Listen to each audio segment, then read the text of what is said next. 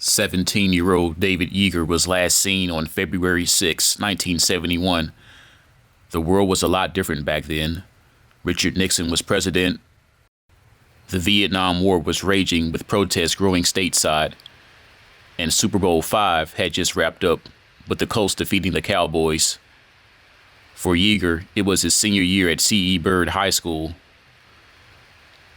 Earlier this year, I posted a second video about the disappearance of David Yeager with a 1970 yearbook from Byrd High School. Now, that wasn't the actual yearbook that I wanted to use for that video. I really wanted the 1971 version, which was David Yeager's senior year at Byrd High School. But at the time, I didn't have that book. About 2 months later, about 2 months after I posted that video, I found a 1971 Byrd High School yearbook online, and I bought it. And when I got it through the mail, I opened the book and I found out that it actually belonged to an actual 1971 Byrd graduate. The guy goes by the name of Wayne Filan. He's from Shreveport. After he graduated from Byrd, he attended Northwestern State University, which is in Natchitoches. And back then, a lot of graduating high school students from Shreveport, the Shreveport area, went down to Northwestern for college. And that's still the case today. I graduated back in the early 2000s. I went to Northwood, and a lot of my classmates went to Northwestern. But I went to Grambling State, which is in Grambling, Louisiana, which is like 5 miles down the street from Louisiana Tech, which is in Ruston. But yeah, even to this day, a lot of students here, a lot of high school students graduate high school, and they go to schools that are close by. LSU, Northwestern, ULM. So and this Mr. Filan, he actually passed away back in January of 2022. After he graduated, I don't know if he graduated Northwestern or not, but after he left Northwestern, he actually moved up north to the Northwest in Seattle. And that's where he lived out the rest of his life, in Seattle, Washington. But yeah, the person who owned this book was an actual Byrd High School graduate, and he probably knew David Yeager personally. So as soon as I opened the book and I looked at all the yearbook pictures, I went to the back of the book where you would have people sign your yearbook. And I was hoping to find a signature from David Yeager. But if David actually disappeared in February of 1971, he probably never received his yearbook. I can't confirm that, but if anybody knows that's watching, let me know in the comment section. But usually high school students would get their yearbooks probably like a month to a few weeks before the last day of school.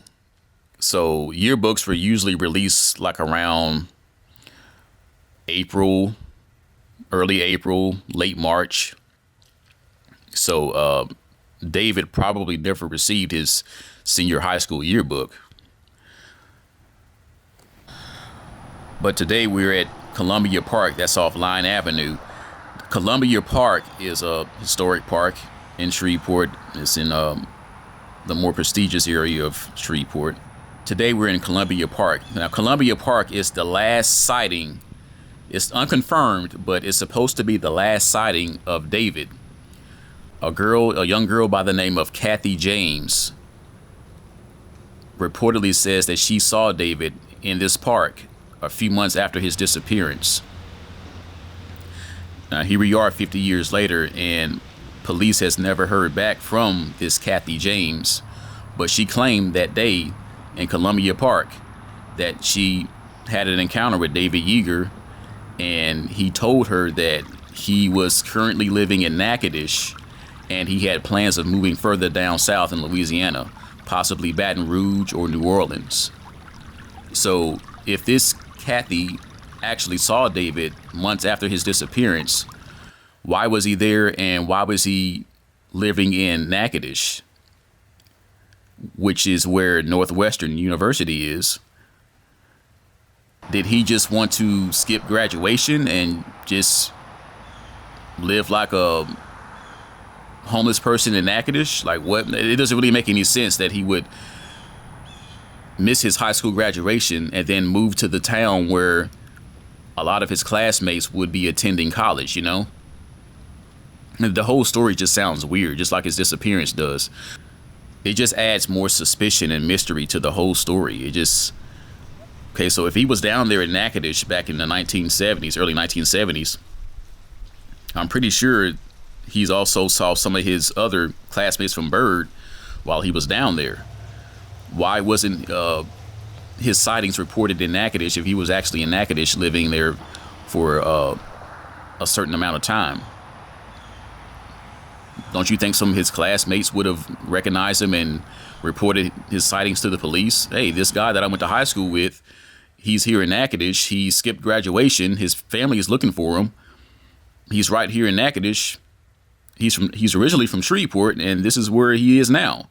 The video that I posted earlier this year about David's disappearance, I questioned if he was a loner or not. He actually had some friends, and he was a member of a couple of clubs at Byrd.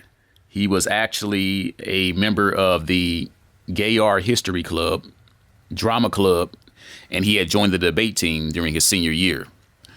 So he was actually involved in some extracurricular activities at Byrd. I didn't have that information at the time, but now I do. And it is confirmed that he did leave his house early in the morning, around 6 o'clock in the morning. So the possibility that he may have been hit by a car on his way walking to Centenary, that could have happened. And also, when I was driving down Lola Lane that day, I also noticed that there's a train track that runs through that neighborhood. Now, there's a possibility that maybe David boarded a train that was passing through his neighborhood that morning and probably jumped on the train while it was moving, or jumped on the train while it came to a temporary stop. And, you know, while the train started to move again, maybe he tried to jump off and got hurt and died from his injuries. Or maybe he ended up in a town somewhere where he wasn't familiar with and just got lost and, you know, eventually perished. I didn't recognize that train track. I didn't really pay much attention to that train track when I was driving down that road that day, but that's a possibility. He could have boarded a train that was coming down those tracks if that track was there back in 1971. I'm pretty sure it was.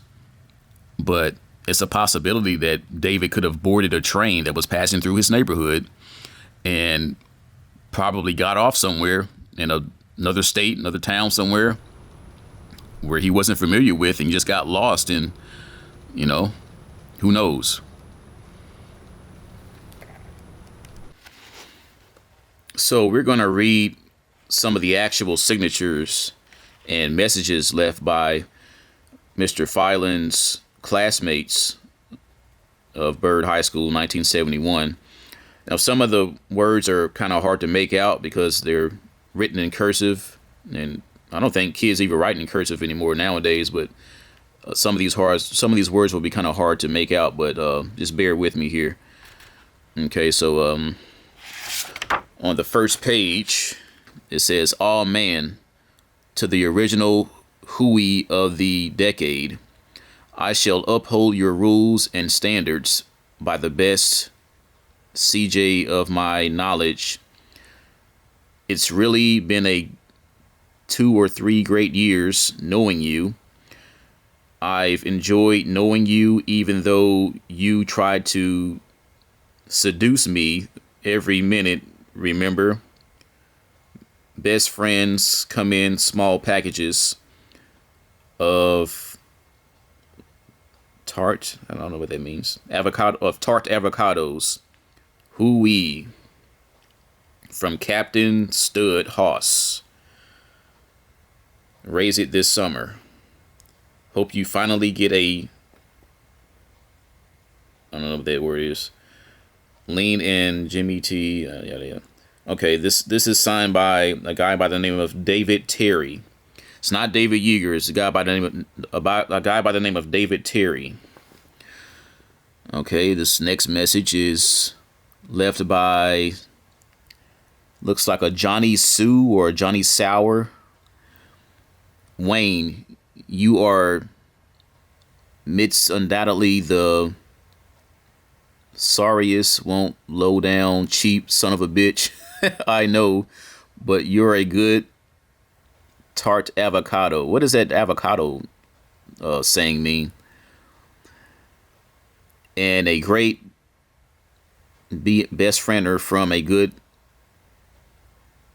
No, I can't make out that word either. Okay, and this is left by a Johnny Sour, class of 1971.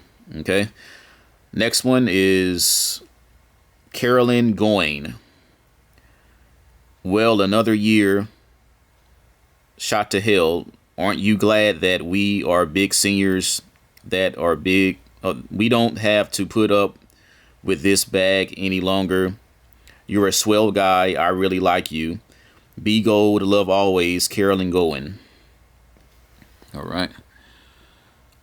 This is left by Janet, senior 1971. I can't really make out this writing either. Let's see here.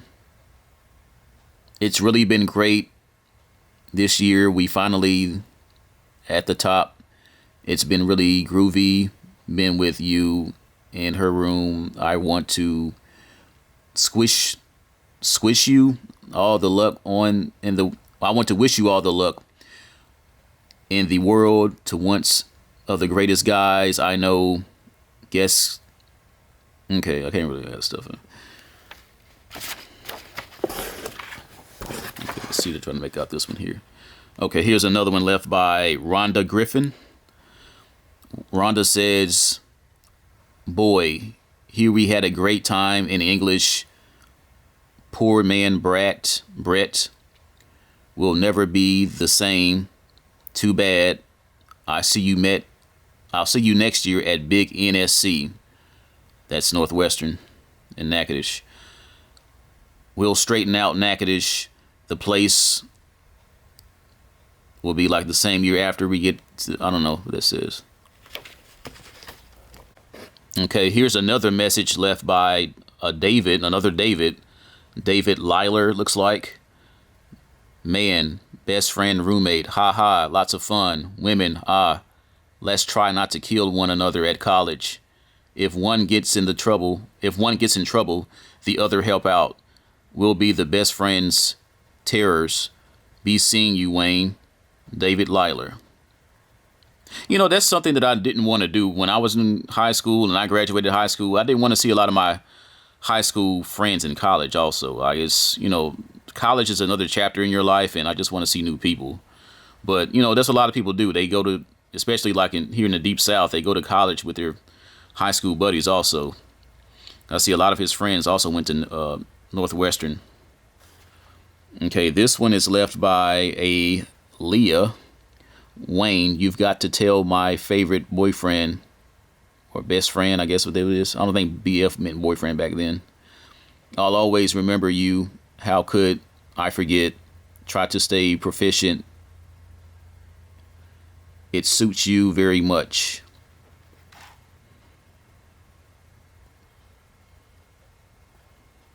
Okay, let me see if I can find another one. One more that's legible.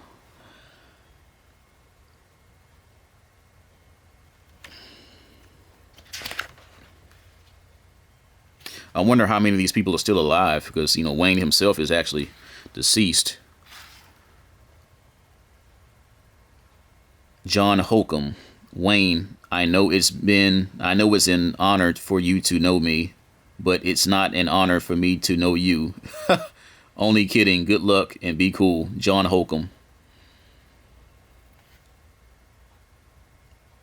Susan Wilson says, would have loved being with you. Be good and keep in touch. God bless you, Susan Wilson.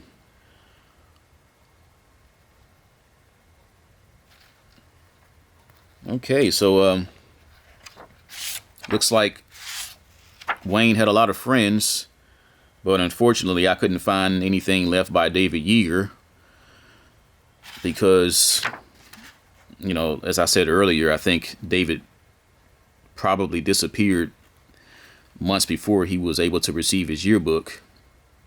What's sad is that a lot of people a lot of people who may have clues to what happened to David are probably no longer living, because the person who owned this yearbook, Wayne Filan, he's deceased, and the 1970 yearbook that I used in my last video about David, I forget his name, but he's also deceased. So you got two former classmates of David who are now deceased.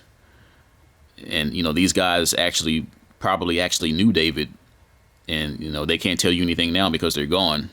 So, as the years go by, man, it just gets harder and harder to find out what happened to this guy, because, potential people who may have information about his disappearance are probably no longer living. Including this mysterious girl who goes by the name of Kathy James. Is she still here?